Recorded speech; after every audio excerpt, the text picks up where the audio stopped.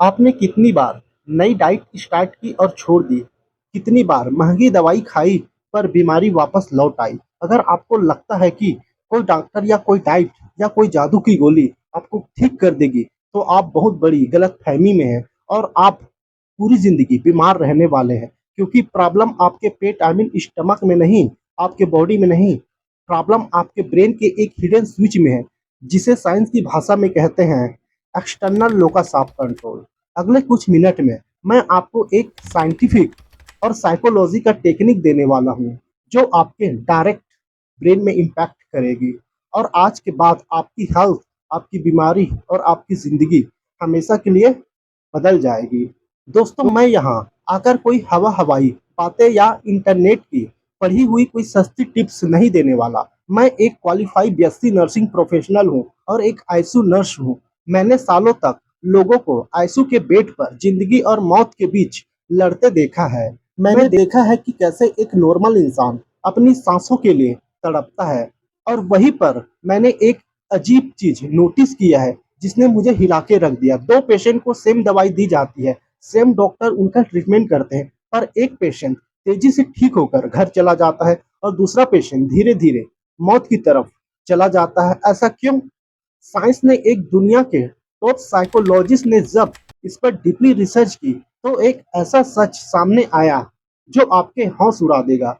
ये सच कोई दवाई का नहीं है, ये सच आपके साइकोलॉजी का है और यही रीज़न है कि क्यों दुनिया के 90% लोग का डाइट फेल हो जाते हैं, क्यों उनका वेट कम नहीं होता, क्यों उनकी डायबिटीज़ और बीपी ठीक नहीं होता।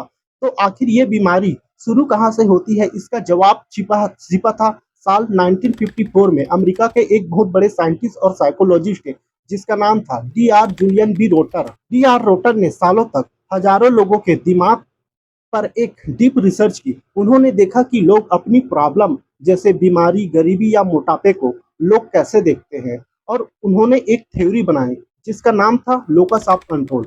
आसान भाषा में समझे तो लोकस ऑफ कंट्रोल का मतलब है कि आपका दिमाग का स्टीयरिंग व्हील किसके हाथ में है।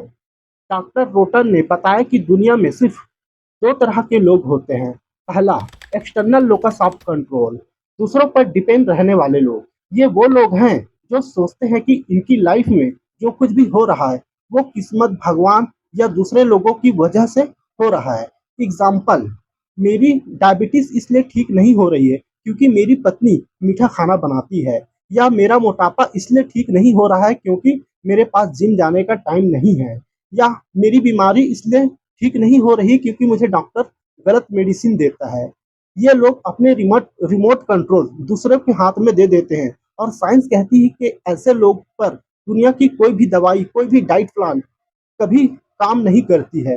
दूसरा, इंटरनल लोकस ऑफ कंट्रोल, अपनी जिम्मेदारी खुद लेने वाले लोग। ये वो लोग हैं जो मानते हैं कि बीमारी भले कैसे किसी भी वजह से आई हो, पर इसे ठीक करना मेरी जिम्मेदारी है। मैं डिसाइड करूंगा कि मुझे क्या खाना है, क्या नहीं खाना है और कितना वॉक करना है, कितना चलना है। मेरे दोस्त, हम हमारी सबसे बड़ी प्रॉब्लम ये है कि हम अपना लोकस ऑफ कंट्रोल डॉक्टर को, जिम ट्रेनर को या किस्मत को दे चुके हैं। हम सोचते हैं मैं फीस दे दिया हूँ, अब डॉक्टर मुझे ठीक करेगा। गलत। डॉक्टर सिर्फ रास्ता दिखाएगा, चलना आपको पड़ेगा। मैं आपको कोई किताबी ज्ञान नहीं दूंगा। मैं एक आईसीयू नर्स हूँ और जो मैंने अपनी इन आंखों से देखा है, वो किसी किस्मत या जादू का खेल नहीं था। वो पूरे साइंस और साइकोलॉजी का सबसे भयानक सच था। आज से करीब 3 साल पहले की बात है। मेरी आईसीयू में नाइट शिफ्ट चल रही थी। आसपास सिर्फ एसी की ठंडी हवा और कार्डियक मॉनिटर की बीप बीप की आवाज थी। बेड नंबर 4 पर एक पेशेंट था। हम उन्हें सुरेश बोलेंगे क्योंकि प्राइवेसी के लिए नाम बदल दिया गया है। उनकी उम्र वही रही होगी, 50 से 52 साल रहा होगा। उन्हें एक सेवरल हार्ट अटैक आया था और उन्हें उनकी डायबिटीज आउट ऑफ कंट्रोल था। मेडिकली हमने उसे जान बचा लिया था। डॉक्टर ने दुनिया के सबसे बेस्ट दवाइयाँ, सबसे महंगी एंटीबायोटिक और ब्लड थिनर उनकी बॉडी में डाल दिए थे। लेकिन सुरेश की आंखों में एक अजीब सी मौत थी, एक ऐसी बेबसी थी जो मैंने पहले कभी नहीं देखी थी। जब मैं उन्हें रात में मेडिसिन देने जाता था, तो वो मेरा हाथ पकड़कर रोने लगता था। वो मुझसे कहता था कि मेरी किस्मत ही खराब है। मेरे बिजनेस पार्टनर एंड मेरे बच्चों ने मुझे इतना टेंशन दिया कि मेरा हार्ट फेल हो गया। अब मेरे बस में कुछ नहीं है। बस ये दवाइयाँ ही चलने दो। ये अमीर लोगों की दवाइयाँ ही मुझे बचा सकता है, वरना मैं तो खत्म हूँ। ध्यान से सुनिए यहाँ क्या हो रहा था।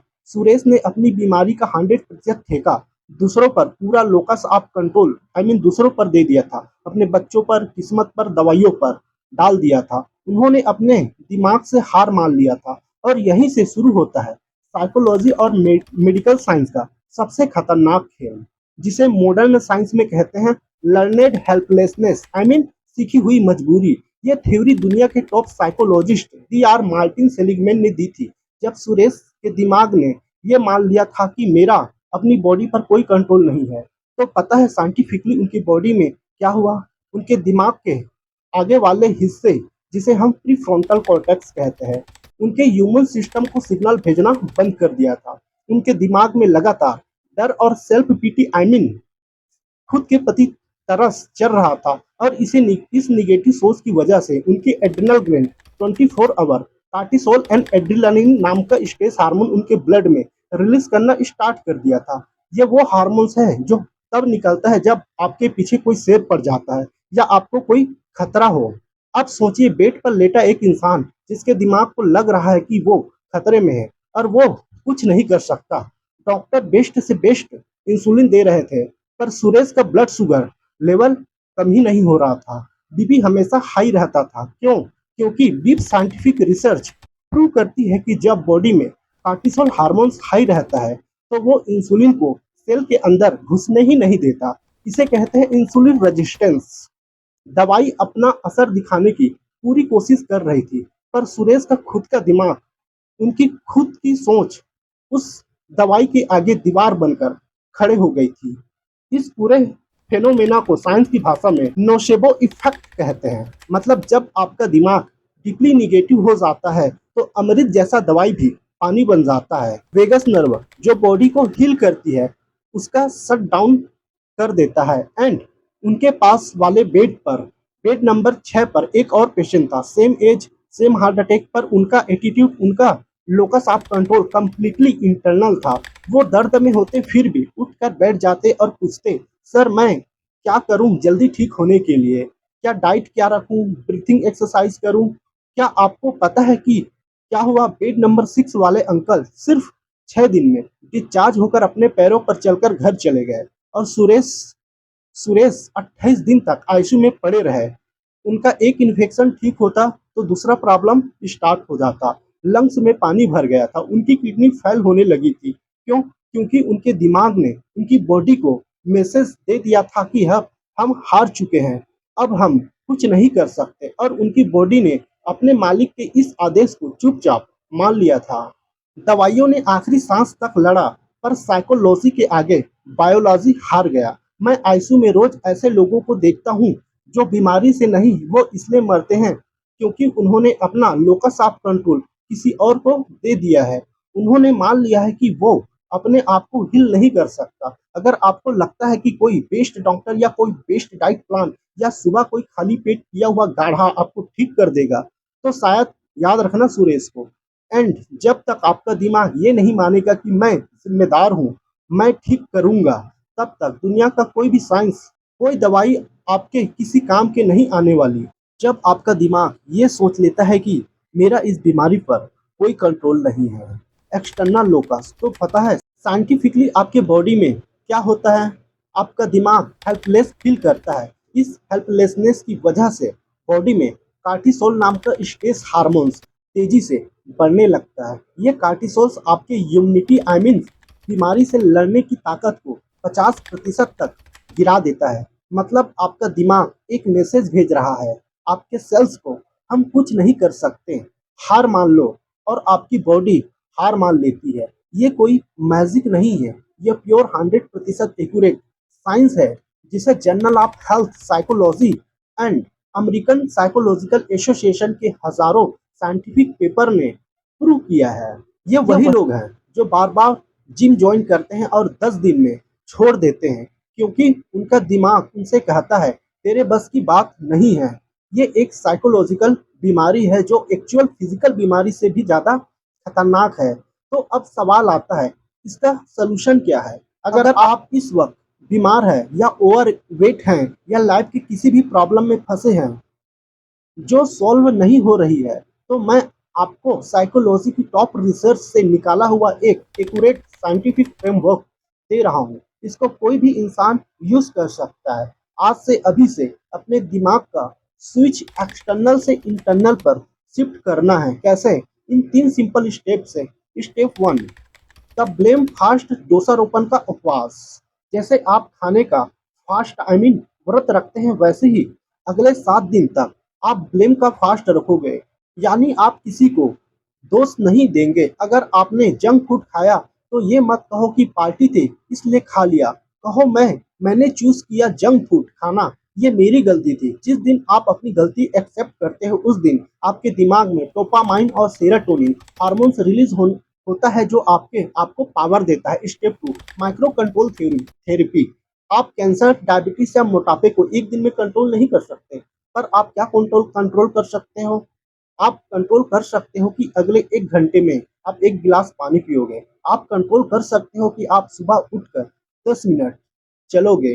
D R Julian B Rotter की रिसर्च कहती है कि जब आप छोटी छोटी चीजों पर कंट्रोल वापस लेते हैं तो दिमाग का वो हिस्सा स्ट्रोंग हो जाता है जो बीमारी से लड़ने की ताकत बढ़ाती है। Step 3, 80-20 medical rule. समझ लो कि डॉक्टर और दवाई का रोल आपकी हीलिंग में ओनली 20% है। बाकी 80% का काम आपकी डाइट, आपकी डिसिप्लिन और आपका माइंडसेट करेगा। अपना रिमोट कंट्रोल वापस छीन लो। जब डॉक्टर दवाई दे तो पूछो, सर दवाई के अलावा मुझे क्या मेहनत करनी पड़ेगी? जब आप ये सवाल पूछते हो तो आपके दिमाग में internal locus of control mode में एक्टिव हो जाता है। आपको लग रहा होगा कि ये मैं अपने मन से बोल रहा हूँ। नहीं, मैं इस वीडियो में हवाबाजी करने नहीं आया हूँ। अगर आपको इस साइंस पर डीप रिसर्च करनी है तो आप पबमेड, दुनिया की सबसे बड़ा मेडिकल डाटाबेस पर जाकर locus of control and health outcome search कीजिए एंड स्टैनफोर्ड यूनिवर्सिटी की हेल्थ साइकोलॉजी रिपोर्ट पढ़ लीजिए। अब हार्वर्ड मेडिकल स्कूल आज यही सिखा रहा है कि जब तक पेशेंट खुद चार्ज नहीं लेगा, कोई भी ट्रीटमेंट 100% सक्सेसफुल नहीं होगा। एक आईसीयू नर्स होने के नाते मैं पूरी जिम्मेदारी और होशोआज में ये डाटा आपके सामने रख रहा हूँ ताकि आपका मुझ पर 100% ट्रस्ट बन सके। मेरे दोस्तों, ये शरीर आपका है, ये सांसें भी आपकी है, ये जिंदगी भी आपकी है। आप कब तक अपनी तकलीफों के लिए दूसरों पर डिपेंड रहोगे? कब तक दवाइयों के सहारे जिंदगी जीते रहोगे? आपके अंदर एक आग है, एक पावर है जिसे साइंस भी मानती है। आपके दिमाग में वो ताकत है जो आपके डीएनए तक को हिल कर सकता है, लेकिन वो ताकत तब तक सोई रहेगी जब तक आप हाथ जोड़कर किस्मत और दूसरों के आगे झुके रहोगे। उठो, अपनी हेल्थ की जिम्मेदारी आज अभी अपने हाथों में लो। कह दो अपने दिमाग से, आज के बाद इस शरीर का बॉस मैं हूँ। कोई बीमारी या कोई हालात मुझे हरा नहीं सकता क्योंकि मेरे रिमोट कंट्रोल अब मेरे जेब में है। अगर मेरी इस बात ने आपके दिल को थोड़ा सा भी छुआ है, अगर इस डीप साइकोलॉजिकल साइंस ने आपके दिमाग के ताले खोल दिए हैं, तो इस वीडियो को अपने तक मत रखना। आपके परिवार में, दोस्तों में जो भी इंसान बीमार है या परेशान है, उसको ये वीडियो अभी शेयर करो। शायद ये वीडियो किसी की जिंदगी बचा ले, किसी को आईसीयू तक जाने से रोक दें। अगर आप चाहते हैं कि मैं ऐसे ही एक्यूरेट, साइंटिफिक और रियल मेडिकल नॉलेज आप तक लाता रहूं, तो इस वीडियो को एक लाइक ज़रूर करना एंड कमेंट करके मुझे बताओ आई एम इन कंट्रोल, ताकि मुझे पता चले कि कितने लोग ने आज अपनी पावर वापस ली है। और चैनल को सब्सक्राइब कर लेना क्योंकि यहाँ ऐसी ही सच्चाई मिलेगी जो आमतौर पर छुपाई जाती है। और मैं मिलता हूँ आपसे अगली लाइफ चेंजिंग वीडियो में। तब तक के लिए अपना रिमोट कंट्रोल किसी को मत देना। जय हेल्थ, जय साइकोलॉजी।